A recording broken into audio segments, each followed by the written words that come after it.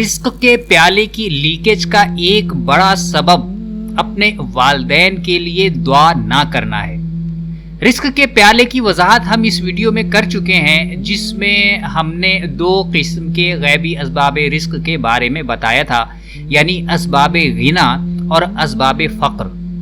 اس video میں ہم آپ کو ایک بہت ہی خطرناک سبب فقر بتا رہے ہیں، جس پر بڑے پڑھے لکھے اور تعلیم یافتہ افراد بھی عمل کر رہے ہیں اور پھر روتے ہیں کہ ہم اپنے معاشی مسائل میں پھنسے ہوئے ہیں تو ان سے کیسے نکلیں۔ فقر کا یہ سبب ہے اپنے والدین کے لیے دعا نہ کرنا۔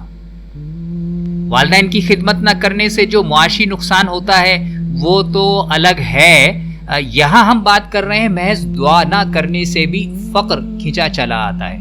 ذرا غور کیجئے کہ لوگ اپنی معاشی حالت کو بہتر بنانے کے لیے دیگر ممالک کا رخ کرتے ہیں اور سمجھتے ہیں کہ ہم اس طرح معاشی خوشحالی حاصل کر لیں گے، حالانکہ اس طرح تو وہ اپنی معاشی بدحالی اور تنگی کی تدابیر کر رہے ہوتے ہیں۔ خیر، آپ اپنے والدین کو چھوڑ کر دوسرے شہر یا ملک میں ہیں یا اپنے والدین کے ساتھ ہیں، اگر آپ والدین کے لیے دعا نہیں کرتے تو آپ تنگی کا سبب اختیار کیے ہوئے ہیں، آپ کے رزق کے پیالے میں لیکیج ہو رہی ہے۔ تو پھر اس لیکیج کو روکنے کے لیے کیا کیا جائے؟ علماء و مشائخ بتاتے ہیں کہ ہر آدمی پر، مرد پر، عورت پر لازم ہے کہ وہ ایک دن میں کم از کم 5 مرتبہ اپنے والدین کے لیے دعا کرے۔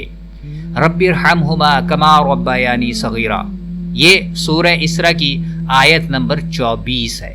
والدین حیات ہوں یا وفات پا چکے ہوں، ان کے لیے دونوں صورتوں میں دعا نہ کرنا باعث تشویش ہے اور رزق کی تنگی کا باعث بن سکتا ہے۔ ہوشیار رہیے، محتاط رہیے۔